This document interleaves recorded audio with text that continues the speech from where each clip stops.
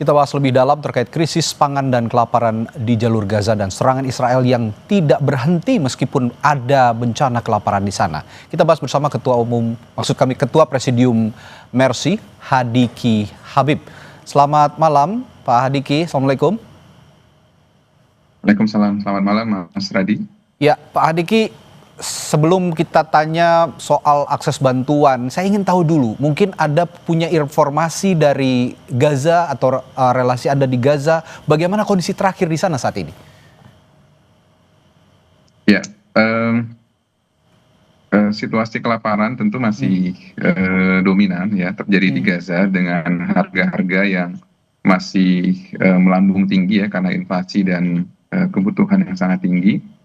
Dan mayoritas masyarakat di Gaza tentu saat ini mengalami penurunan berat badan yang signifikan. Malnutrisi ya katanya ya?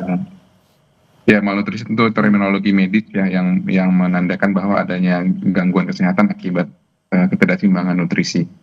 Gitu ya. Jadi tekanan internasional memang sejauh ini dapat memberikan kelonggaran. Jadi ada beberapa masuk bantuan-bantuan secara terbatas dengan berbagai metode. Ada yang melalui pengiriman melalui perbatasan, ada juga yang melalui airdrop gitu. Tapi tadi jumlah yang dikirimkan itu sangat terbatas dan metode penyalurannya juga masih tersebar, tidak terorganisir gitu ya, sehingga menimbulkan dampak kemanusiaan lain, yaitu krisis sosial akibat masyarakat yang berebut. Iya, tentu saja.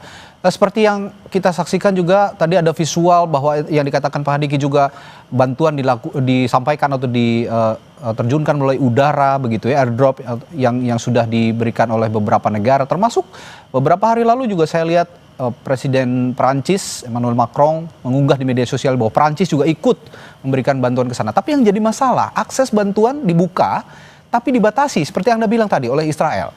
Kalau demikian, seberapa solutif sebenarnya langkah ini untuk mengatasi kelaparan di sana, Pak Hadiki?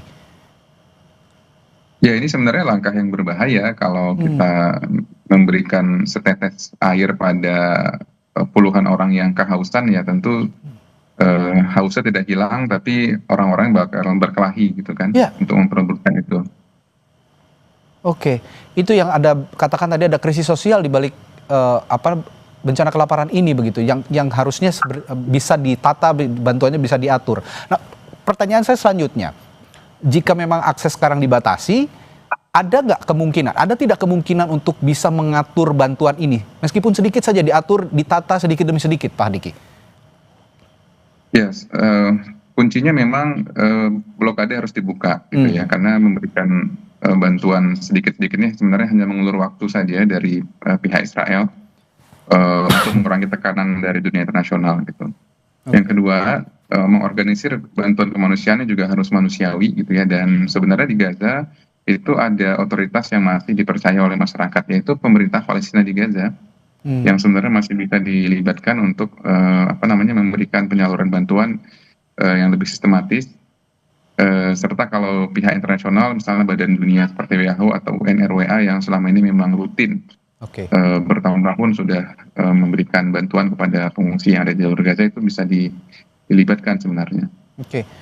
Kalau saya lihat berbagai bantuan yang disampaikan ataupun yang kami lihat lah akhir-akhir ini ya di berbagai informasi yang disampaikan dari berbagai berita di seluruh dunia begitu, yang diterima oleh mereka ini warga Gaza kan saya lihat ada tepung begitu ya, kadang juga ada beras sedikit begitu. Tapi yang paling dibutuhkan sebenarnya menurut informasi dari sana, yang paling dibutuhkan mereka bantuan apa sih, Pak Hadiki? Ya, bahan pokok ya, sama seperti yang kita butuhkan sehari-hari, hanya mungkin kalau kita biasa beras, kalau di sana memang gandum ya. Ya, tapi memang yang masuk itu tidak seimbang, jadi kandungan proteinnya itu sangat kecil ya buat masyarakat di sana, terutama nanti yang terdampak tentu anak-anak balita dan usia lanjut. Ya, dengan terbatasnya bahan makanan, lalu tadi juga ada krisis sosial, tentu memunculkan juga krisis gizi. Saya dengar anak-anak di sana banyak sekali yang susut berat badannya karena malnutrisi atau kekurangan gizi. Yang ingin saya tanyakan juga, rencana Mercy selanjutnya, bagaimana Pak Hadiki? Terutama untuk bantuan medis, karena akibat malnutrisi ini pasti akan ada gangguan kesehatan, terutama untuk anak-anak. Baik, tim IMT Mercy ke-9 saat ini sudah masuk ke dalam jalur Gaza minggu lalu ya. Kita ada 2 orang warga negara Indonesia, dokter spesialis yang sudah masuk. Kemudian untuk penyaluran bantuan sendiri, bantuan makanan, itu juga tetap bisa kita salurkan di dalam Gaza secara aman ya, alhamdulillah gitu.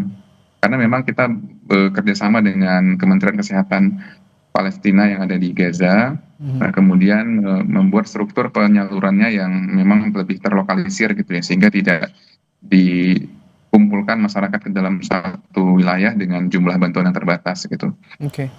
Nah, melihat kondisi seperti ini sebenarnya apa yang bisa dilakukan masyarakat dunia? Kalau aksi solidaritas kan kita sudah saksikan semua di Indonesia kemarin, di Jakarta begitu besar-besaran, di Sydney, di Australia juga ada long march warga Australia atau warga Sydney di jembatan yang berada di Sydney yang panjangnya cukup panjang, itu melibatkan setidaknya 200.000 orang. Belum lagi di negara-negara lain.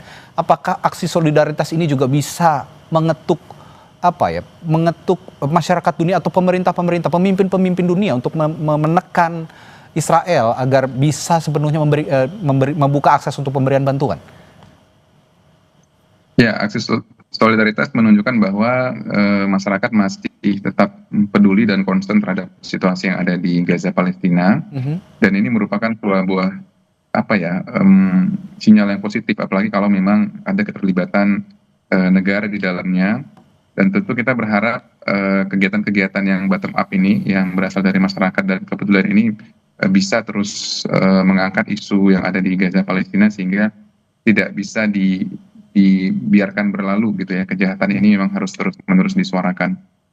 Oke. Selain dengan jalur-jalur formal yang memang bisa dilakukan oleh institusi kenegaraan.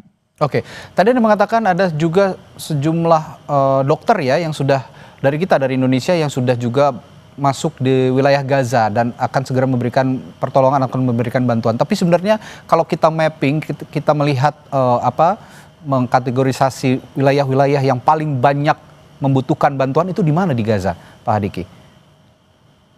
Ya, saat ini dengan adanya buffer zone ya, zone di jalur Gaza yang dibuat oleh Israel, maka masyarakat yang sekarang bisa berada di aman di jalur Gaza itu terbagi atas wilayah utara yaitu di Gaza City, dan wilayah tengah itu di Derbalah. Dan di selatan itu daerah Khan Yunis itu. Jadi betul, jadi itu wilayahnya sudah sangat terbatas ya kalau dibandingkan wilayah awal sebelum perang 2023, ini mungkin sudah sekitar 60% ke 50% sebenarnya. Oke. Nah, terakhir Pak Hadiki, saya dengar juga sebenarnya Israel juga meskipun sekarang Gaza dilanda krisis kelaparan, bencana kemanusiaan, masih ada serangan yang dijatuhkan di sana. Masih ada serangan yang dilancarkan oleh Israel ke jalur Gaza. Nah, tadi Anda mengatakan sudah ada juga beberapa relawan yang hadir di Gaza untuk memberikan pertolongan. Dengan kondisi seperti itu, bagaimana mengakali supaya kita juga sebagai relawan yang mengirimkan relawan juga bisa selamat dari serangan? Ya tentu tim bergerak sesuai dengan protokol dan prosedur yang memang sudah disepakati oleh lembaga internasional melalui koridor kemanusiaan, dan koordinasi ketika ada konflik horizontal itu selalu ada disampaikan oleh tim kemanusiaan yang bertugas di dalam jalur Gaza, bukan hanya dari Indonesia tapi juga dari negara lain gitu. Baik. Meskipun demikian tentu risiko terdampak itu ada, sehingga ya tentunya kita tetap harus berhati-hati dan berdoa selalu dan dukungan dari masyarakat tentunya. Tentu seluruh masyarakat Indonesia juga ikut berdoa bencana kelaparan, bencana kemanusiaan yang terjadi di Gaza yang sudah berlarut-larut ini bisa segera berakhir. Baik, terima kasih Ketua Presidium Mercy Hadiki Habib telah memberikan informasinya di Sapa Indonesia Malam.